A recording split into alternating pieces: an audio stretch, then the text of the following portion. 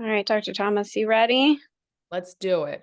All right. Uh, well, good morning, everybody, and thank you for attending our Grand Rounds lecture. I am pleased to introduce to you our speaker for today, Dr. Georgia Thomas.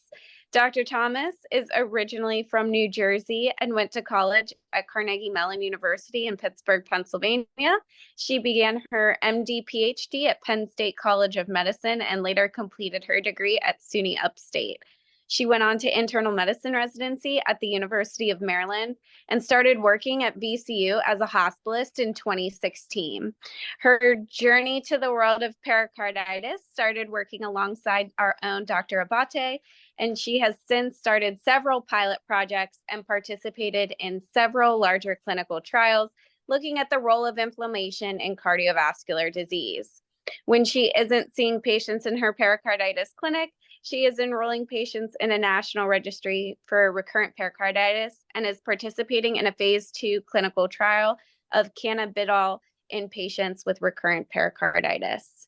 We are grateful for Dr. Thomas's expertise on this topic and look forward to learning from her.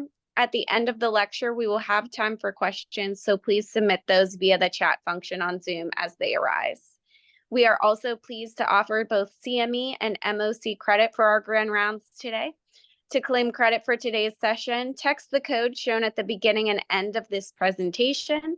For questions or to log into your CME account, visit vcu.cloud-cme.com or contact Shannon Winston. I will now turn it over to you, Dr. Thomas. Thank you so much. What a nice introduction, Kelly. I appreciate that. Nice walk down memory lane there. Thank you, everyone, for having me today. Hopefully I can teach you what I know and maybe something new for you all on acute and recurrent pericarditis. And like Kelly mentioned, we'll have time for questions at the end, and happy to answer whatever you might have. Okay. Oops. All right. So today's objectives, just the basics about pericarditis, acute and recurrent forms, some basic review of pathophysiology, discussing the current management, and of course I have nothing to disclose. Okay, we're gonna start off with a case here. This is a 35-year-old male who was presenting to an outpatient clinic. He had his first episode of chest pain, pleuritic in nature, back in 2021. He had a recent COVID infection about 2 to 3 weeks prior to presenting to clinic. It was pretty mild. Review of symptoms was positive for subjective fever and fatigue. Past medical history significant for back pain and hypertension. He's a smoker, distant family history for lupus and rheumatoid arthritis. So vital signs, significant for tachycardia. His exam was referred to as unremarkable. The EKG was referred to as not diagnostic, and a chest x-ray showed no acute process. They got a CTA to rule out a PE, which it was negative for that. And no pericardial effusion, no infiltrates, no abnormalities, essentially. His lab showed a leukocytosis, neutrophilic predominant, a troponin of 0, and a totally normal complete metabolic panel. So he was diagnosed with atypical chest pain, given NSAIDs and muscle relaxants, and sent on his way. And we'll revisit this case later on to see if this was appropriate or what they could have done differently. Okay, so acute pericarditis. Technically, you need 2 out of 4 for the diagnostic criteria, and you'll see that on the right over there in addition to the left. So you need pericarditic chest pain. It's positional, worse laying flat, improved leaning forward, typically associated with diaphoresis, dyspnea, a low-grade fever, oftentimes not responsive to narcotics. You'll hear a pericardial rub on exam. Sometimes this is missed. Oftentimes it's missed or not heard, rather. And studies have shown that it's not necessarily correlative with the degree of effusion that may or may not be present. Widespread ST elevation or PR depression on EKG, and of course an effusion on echo, although the absence of that does not exclude pericarditis, but it's useful to exclude complications, tamponade, etc. Laboratory tests are actually not needed, but are typically obtained, and they do evaluate comorbidities, severity of the process. They help with planning treatment. They certainly can help evaluate whether there is any myocardial involvement. And on the right, you'll see, for definition purposes, acute, like we mentioned, is 2 out of the 4 criteria. Incessant is when pericarditis lasts more than 4 to 6 weeks, but less than 3 months without any, reprieve. Recurrent is when you have a 4 to 6 week symptom-free interval. So you'll have a flare or an acute episode, have a break, and then it recurs again. Chronic, of course, has been lasting for more than 3 months without a break. So EKG, like we mentioned, diffuse ST elevation can be localized though. Diffuse PR depression might be the only sign, and PR elevation in AVR can be the earliest sign. Etiologies. Okay, so if you have isolated pericarditis, meaning you have no extra cardiac symptoms or signs, no joint pain, rashes, it's almost always viral. I put that asterisk there because we have seen it with TB, and certainly we actually had a case here of Cutibacterium acnes, an effusive constrictive pericarditis, and he's doing quite well now, but certainly it's possible. Autoimmune if it's associated with rheumatologic diseases like lupus, RA.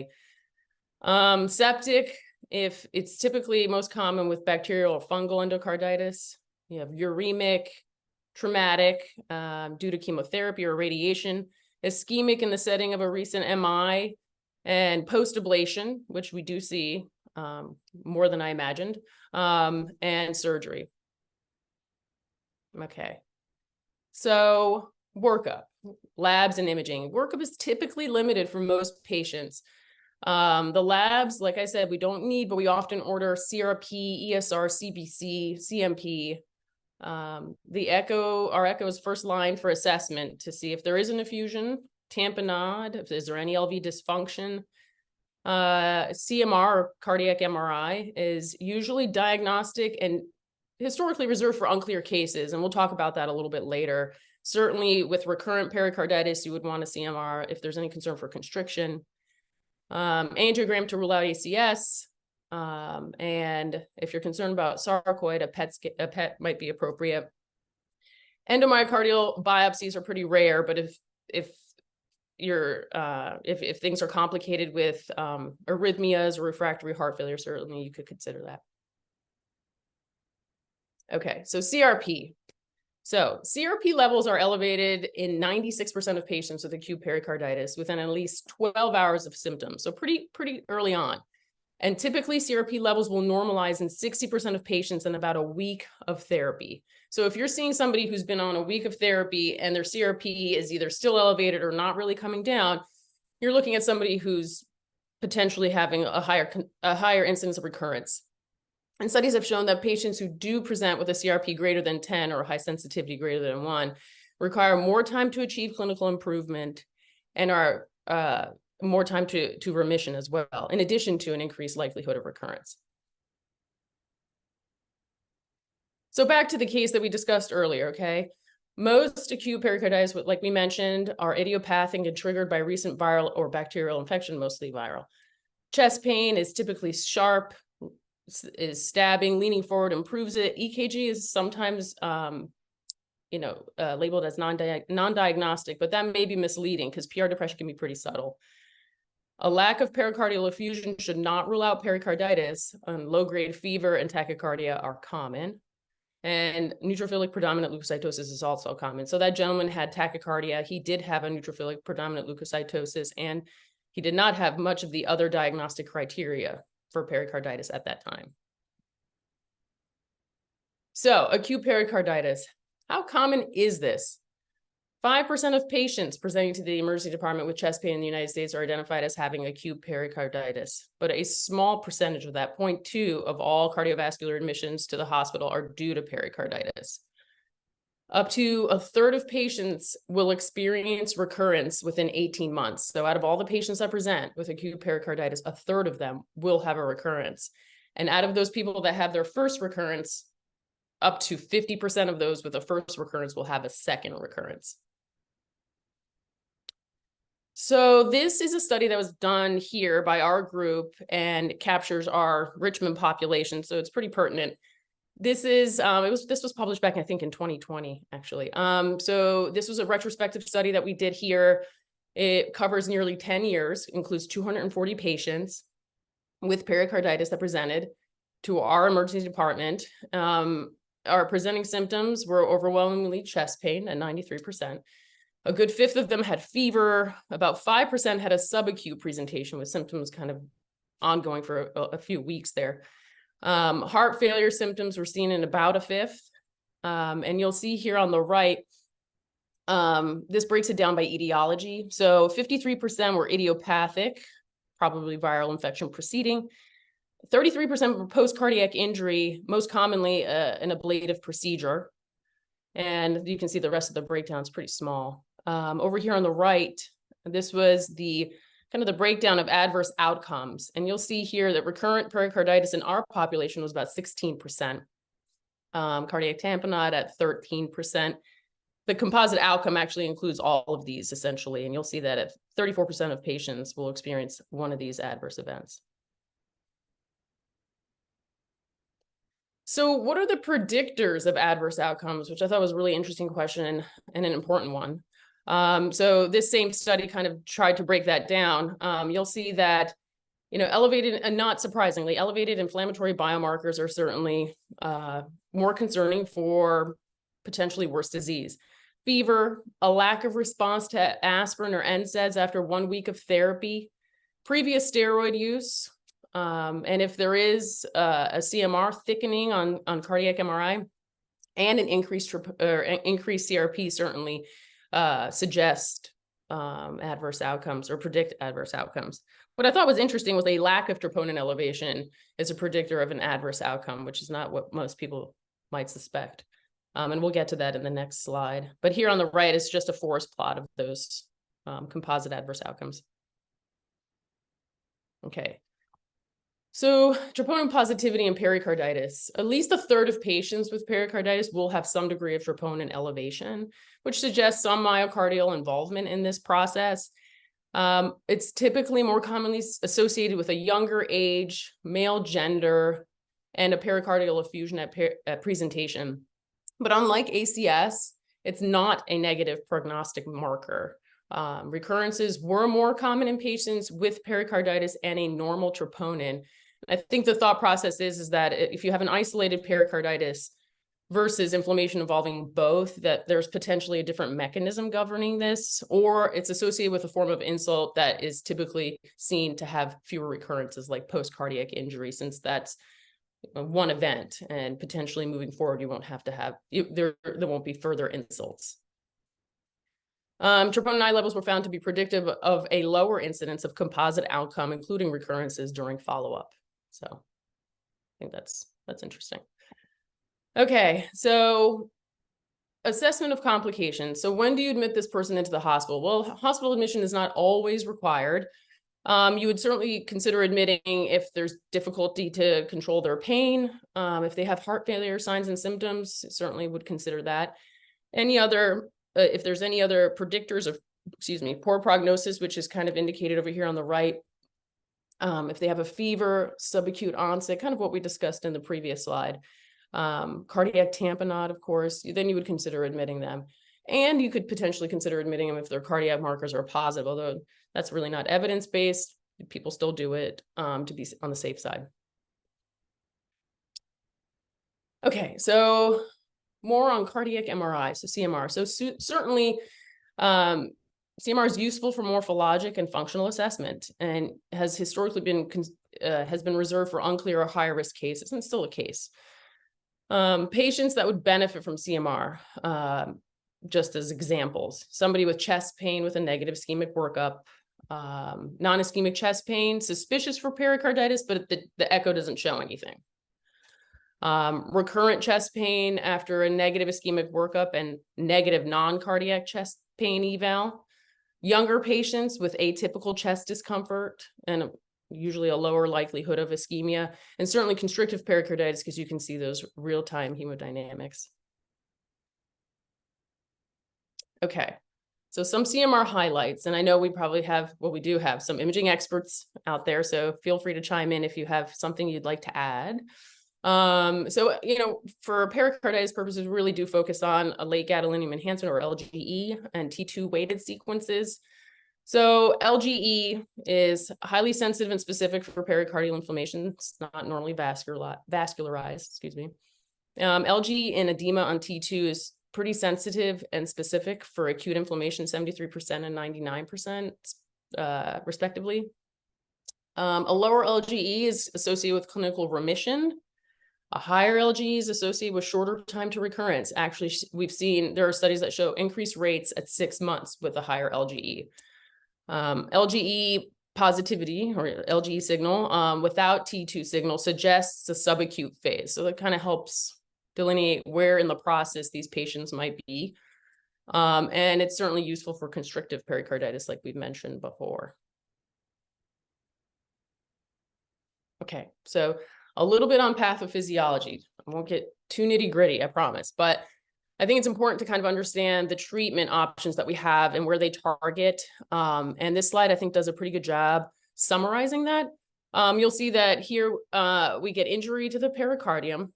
Okay, IL-1 alpha is released. NF-kappa B it induces the transcription of inflammatory molecules like NLRP3 and ASC procaspase 1, it all involved in the NLRP3 inflammasome assembly. And then IL-1 beta is released along with IL-18, and that kind of amplifies the inflammation signal. And you'll see in this slide over here, all of our treatment modalities, well, not all of them, but most of them, yes, are kind of captured here. You'll see on the right, you'll have your aspirin and NSAIDs acting on COX-2. Your corticosteroids on NF-kappa B, PLA2 expression, or colchicine, which is a microtubular aggregation inhibitor, kind of prevents the NLRP3 from inflammasome from assembly, and anakinra and rilonacept, which we'll talk about later on. It inhibits IL-1 alpha and IL-1 beta over here. So it does a pretty good job kind of showing you where each one of these kind of attacks the process. Okay, so treatment. Goals of treatment is to decrease inflammation, symptomatic relief, and prevention of recurrences.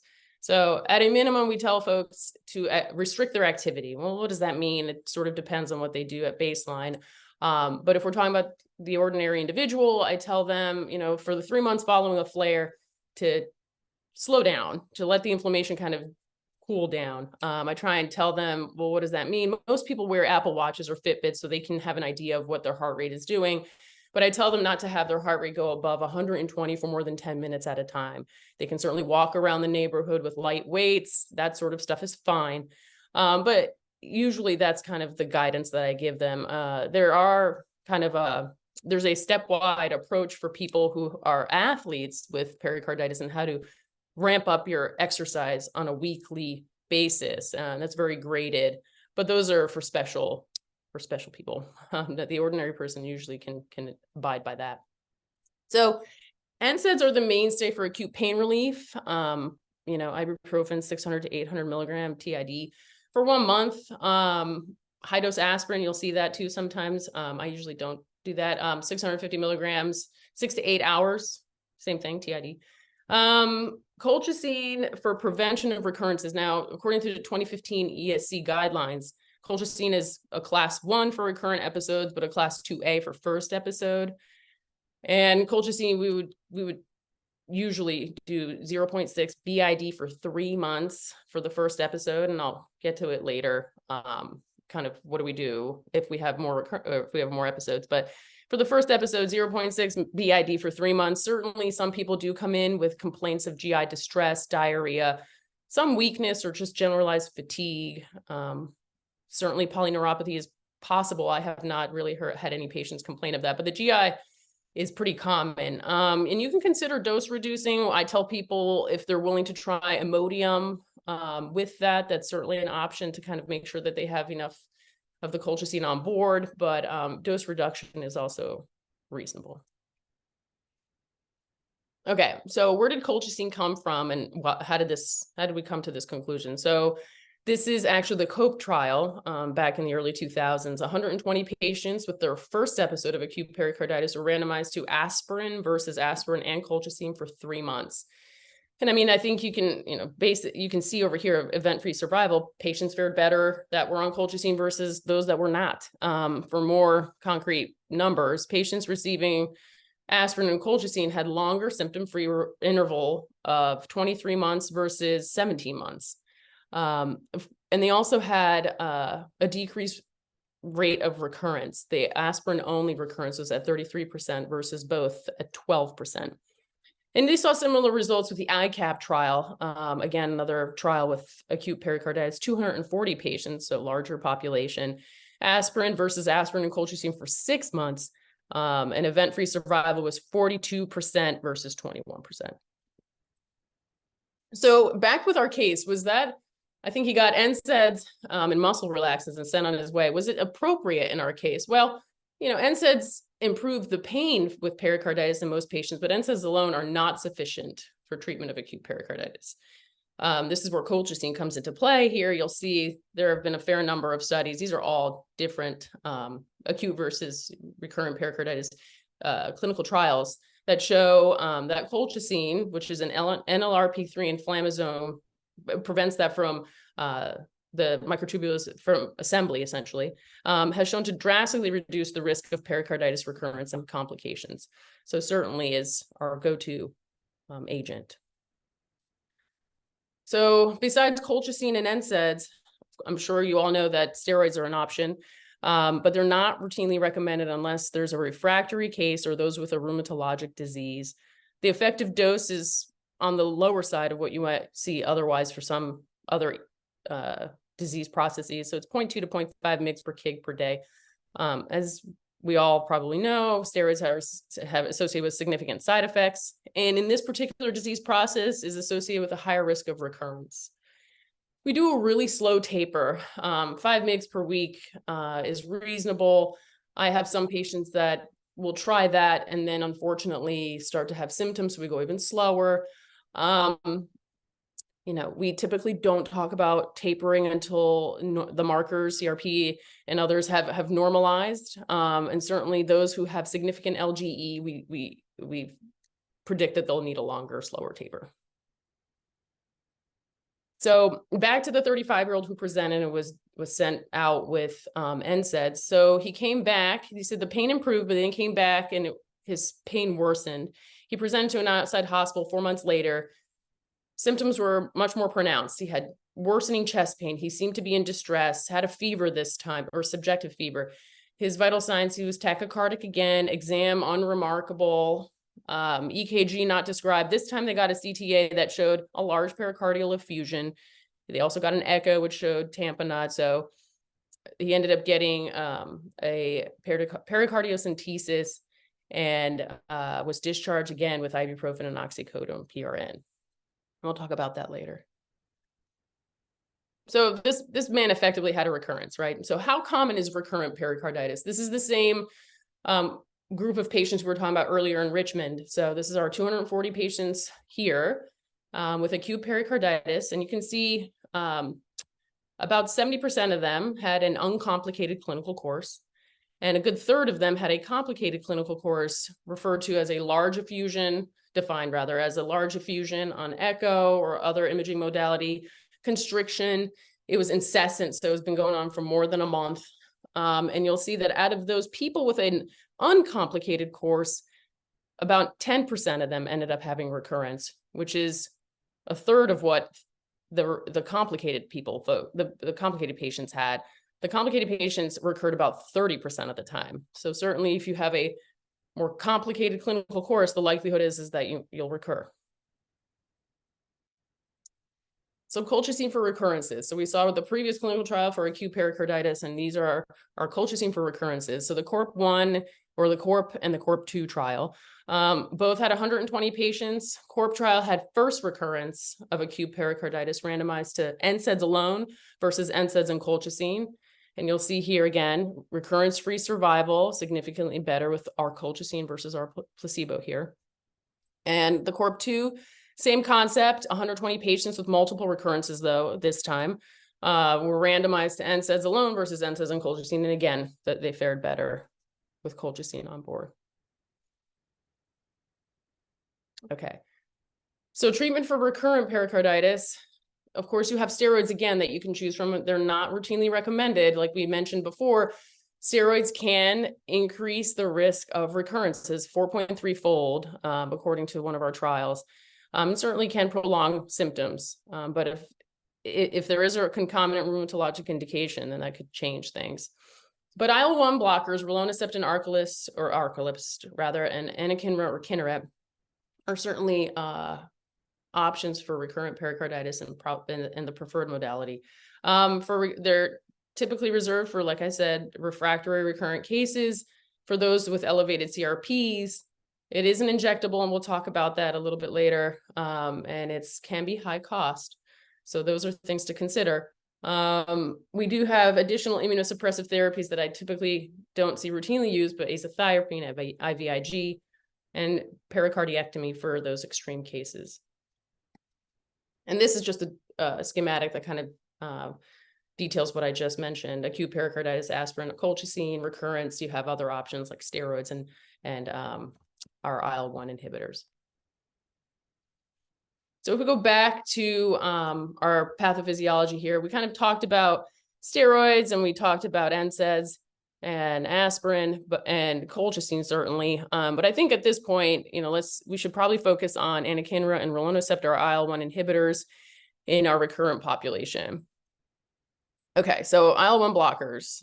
Yes, there are others like canakinumab, but we'll focus on anakinra and rilonacept here. As a basic diagram, IL-1 sits in its receptor and propagates a signal. Anakinra sits in the receptor and prevents IL-1 from signaling. And IL-1 traps IL-1 alpha and IL-1 beta and prevents the signal from being propagated in that way. So our arguably most important trial with anakinra and recurrent pericarditis is the AirTrip randomized clinical trial. It was a double-blind, placebo-controlled, randomized withdrawal trial that included 21 patients with elevated CRPs. And anakinra was given 2 mg per kg per day for 2 months. Patients that responded with resolution of pericarditis, so they were randomized to anakinra or placebo for 6 more months until recurrence. And you'll see that in the recurrence category, in the placebo category had a recurrence of 90% versus 20%, nearly 20% in anakinra. And here is again our Kaplan-Meier curve. You'll see here anakinra significantly better than placebo, and they followed these patients for a median follow-up time of about 14 months. Moving to Rhapsody, which is phase 3 trial of IL-1 trap rilonacept in recurrent pericarditis. This is an 86 patients phase 3.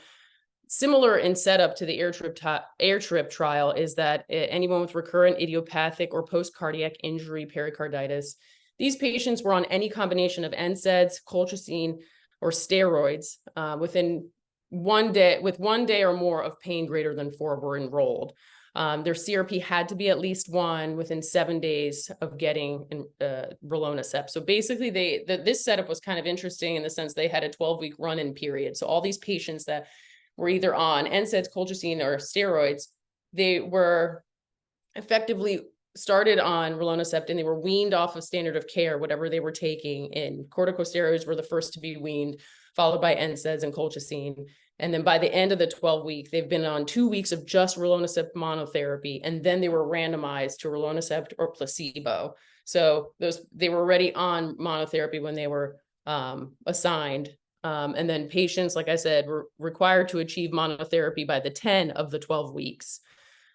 The primary endpoint was, of course, time to recurrence. And you can see here, rilonacept significantly better than placebo.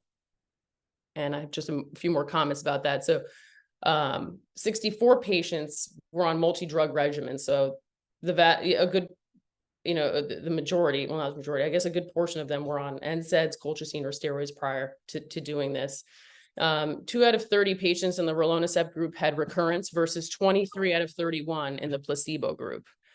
61 patients discontinued the standard of care and transitioned to rilonacept monotherapy in 8 weeks without recurrence, which is pretty impressive.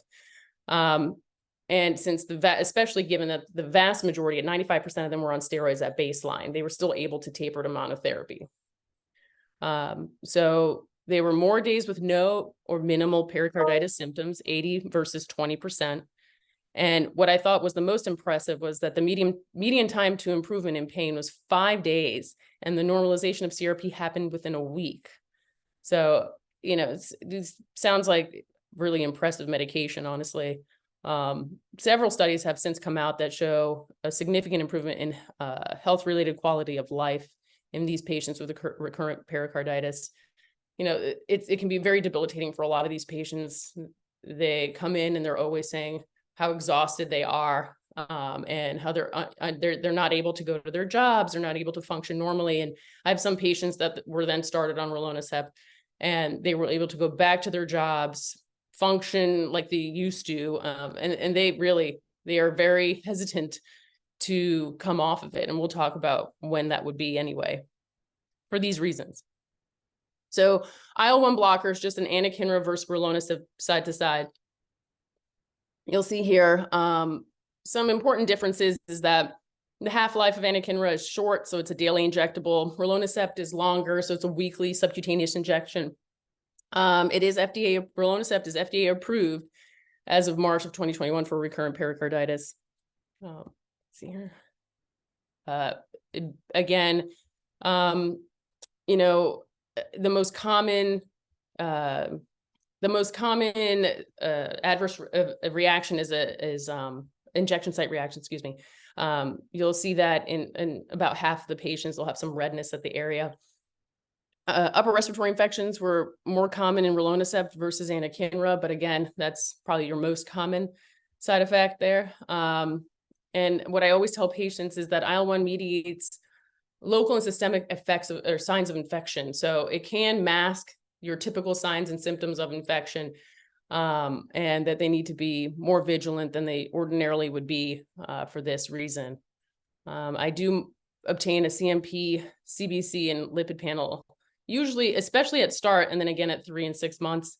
And before I start them on rilonacept, I do obtain a TB test, and depending on the clinical scenario, Hep B and Hep C. So IL-1 blockers are usually started during a flare. There's pain and elevated CRP, or when they're steroid dependent and we're trying to get them off the steroids. Historically, we've said to treat for at least 6 months. Of course, if they're higher risk, meaning larger LGE, significantly higher CRP, they've had a longer duration of symptoms, then you might consider treating for longer. Newer data suggests actually that we would probably need to treat longer than 6 months anyway, closer to 18 months. So when I started some of my patients a couple of years ago on this, you know, we were looking at 6 months, and now we're kind of looking more like further out to 18 months or even longer.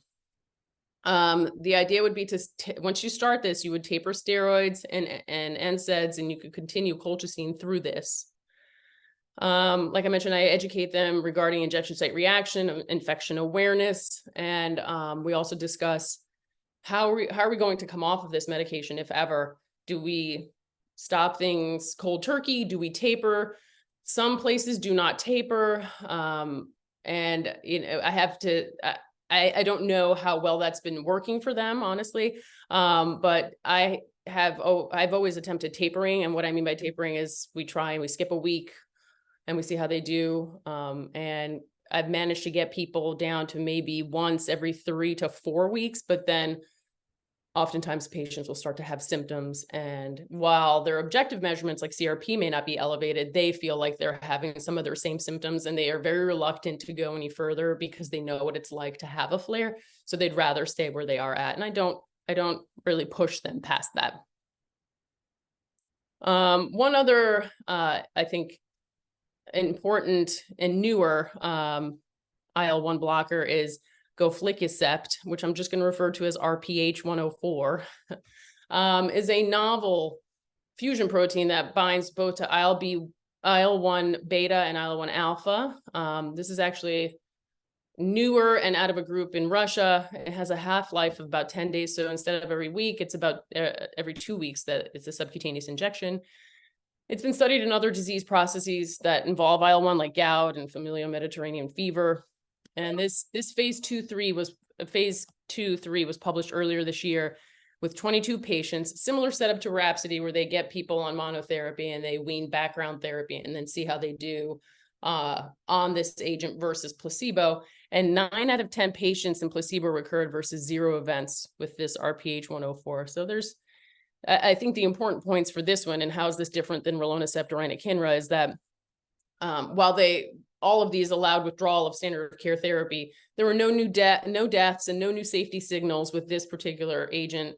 And remission was achieved within 14 days. So again, quickly, and they included patients with a CRP that was less than 1, which you will see in some.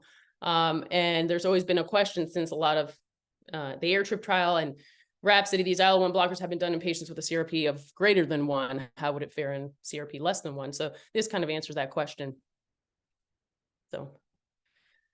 So I think an updated treatment approach could be, and now that the guidelines don't reflect this, but I think this is a reasonable approach, is you have acute pericarditis, you would put them on NSAIDs and colchicine for 3 months, tell them to exercise restrict. And then if they have a first recurrence, then you're looking at continuing that colchicine for more like 6 months. Once they have more recurrences from there, certainly it would be reasonable to get a cardiac MRI. Of course, you check your CRP. And those higher risk individuals with a high CRP and that LGE positivity on CMR, you'd prefer the IL-1 blockers over steroids, for sure. And certainly in the really refractory recurrent cases, which I haven't had anyone go down this path just yet, is those who don't really respond to IL-1 blockers, you consider pericardiectomy, but most of my IL-1 patients have really done quite well. So, okay, so some take-home messages here. Oops, sorry. The diagnosis of pericarditis can be missed, and delays in care can promote recurrence. It can also, promote the being refractory to treatment. Cardiac MRIs provide additional non-invasive tools for the identification of high-risk pericarditis, like we talked about, LGE and T2. And an appropriate treatment of the first and recurrent episode of pericarditis is important. Certainly with that case that we discussed, that first presentation, I think I could see how the recurrence was missed. He had the pleuritic chest pain in 2021. People weren't seeing anything on objective evidence to suggest that they were having another episode. So they went with NSAIDs and a muscle relaxer. But the second time, really, I think they missed an opportunity to start him on colchicine at that time and really prevent further recurrences. So colchicine, mainstay for the treatment of acute and recurrent pericarditis. Steroids, reserved for cases who fail colchicine and NSAIDs, and rheumatologic diseases notwithstanding. Patients on steroids are at an increased risk of complications and of recurrence, especially when off treatment. For patients who fail colchicine and possibly also steroids, IL-1 blockers are the preferred next line of treatment. Arcalyst is FDA approved for the treatment of recurrent pericarditis. And patients on rilonacept should be monitored for infections while on treatment and for recurrences when the treatment is stopped. That's it. That's all I have for you. Thank you so much, Dr. Thomas. We appreciate your talk. So if anyone has questions, pop that into the chat function. I do have a question. At what point should we be referring to the pericarditis clinic? That's a great question. I mean, I'm happy to see anyone, of course. And I've had people refer, people who are not necessarily either need IL-1 blockers or are appropriate for those. But I will still see them. But honestly, if they're being sent my way, it's usually because we're considering somebody who's had recurrent episodes. They're on colchicine and not doing well. I think those people are appropriate to send my way, especially since we'd be looking at potentially starting an IL-1 blocker. Georgia, this Yes. is Greg Hunley. Can I ask a quick question? Mhm. A lot of times we are interpreting these magnetic resonance exams in patients with recurrent or chronic pericarditis, and we're evaluating the presence of late gadolinium enhancement of the pericardium. Mm-hmm. Is there any association You know, and one thing we always sort of think histopathologically, late gadolinium enhancement can be present in an acute situation. So as you've identified, acute pericarditis.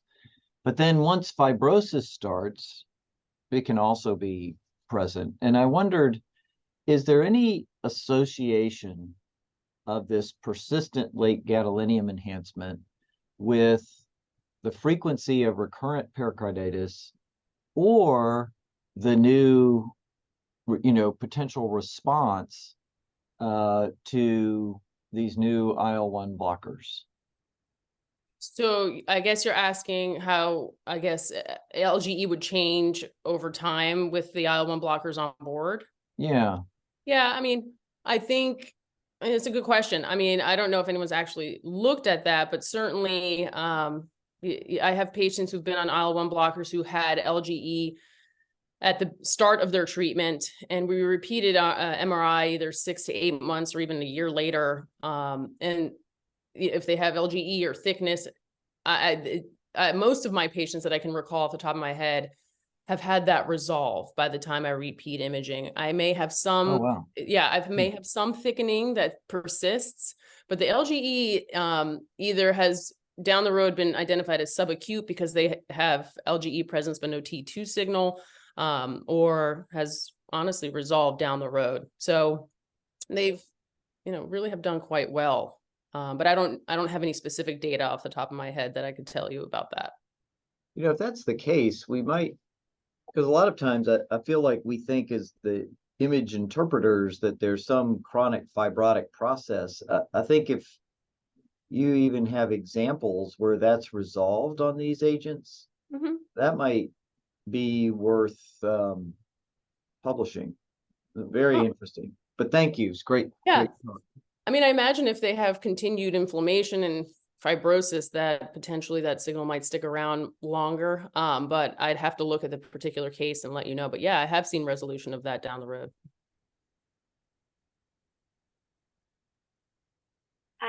We have a question from Dr. Nas. He says, thank you for the wonderful presentation. What is the long-term risk of constriction and how do you monitor for this? That's a good question. So the long-term risk for constriction in terms of percentages, I'd have to get back to you on. I can't tell you definitively, especially on people who have been on IL-1 blockers. But certainly I monitor that mostly, of course, on exam, but also I get imaging, CMR, down the road from when they start therapy to determine how things are improving, if they're not improving. I think I have maybe 1 or 2 patients with constriction. And we monitor that, of course, if they're feeling well, diuretics, all of that on board, versus sending them for a pericardiectomy. I haven't had to do that yet, but I monitor with imaging and exams. Awesome.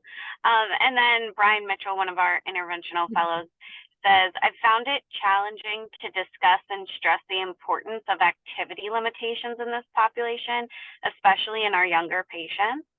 Are there talking points or statistics that you find most impactful and helpful? Good question. And I have found that to be the case as well. And I don't know, it's interesting to me that my pericarditis population is overwhelmingly a healthier, more active population. So it is something that a lot of them have a hard time with when I tell them, listen, you're just going to have to take it easy. And I stress to them that if you go out there, and I have some people who do CrossFit, and it's kind of interesting that a lot of them are very physically active. I tell them, if you continue to do this, you will prolong the length of recovery. You'll have an increased degree of inflammation for a longer period of time, which then causes complications like fibrosis and constriction and all the things that you don't want to deal with and have. And I just stress to them the downstream effects of this behavior. And if they were just to limit themselves up front, let things cool down, there's a greater chance that they'd be able to get to what they want to get to sooner. And oftentimes I'm able to get them to understand that. There's definitely some people that I don't know if there's any amount of education that will change what they do, but And I don't have any hard numbers as to those people who don't activity restrict, if, you know, they have this much greater chance of recurring. I don't have those numbers for them. I just try and stress it the best I can and hope that they get it. All right. And it looks like one of our internal medicine residents, Charles Nation, says, though not discussed in this talk, do you ever consider IL-1 blockers in patient with comorbid CKD and or heart failure that act as relative contraindications to our standard therapies, and is cost, as you mentioned, prohibitive? So good question. So I do have patients who are on IL-1 blockers. Of course, there's, you know, risk benefit, right? I do have patients with CKD on IL-1 blockers, and cost is an issue. But I mean, certainly it's an expensive medication. It's, you know, $22,000 a month with outside of insurance. But Kiniksa, you know, the manufacturer, they really work with patients to come up with a solution that is affordable. And I haven't really run into any issues getting them to help me get the medication for the patient. There are times where insurance is problematic and, you know, there are denials and appeals. And in that period of time, if they're out of medication, they do provide bridge therapy. So, you know, it can be a process, but it has worked. And then trying to remember the second part of his question. I think that was right. The cost was the second part. The first part, I mean, I also have a patient who is having recurrent, as an example, he's a bone marrow transplant patient who has a renal transplant, and we've started him on IL-1 because he cannot come off steroids. And we're talking about 35 milligrams of steroids every day. And he's a rare case, but certainly, you know, now that we've just started him on it, so we'll see how things go. But, you know, we really have run out of options for him. And there are case by case scenarios. Well, thank you for answering those questions. I don't see any other questions in the chat. So thank you so much for your talk. We really appreciate it. Thank you for having me. And if there are any questions afterwards, I'm more than happy. Just email me. You can find me in there, georgia.thomas@vcuhealth.org. Happy to answer any questions you might have. And if you ever have any questions about who to refer my way, just send me a message. And, you know, 9 times out of 10, I'm happy to see them anyway. I mean, if it's appropriate for somebody else, that's fine, but happy to see anyone.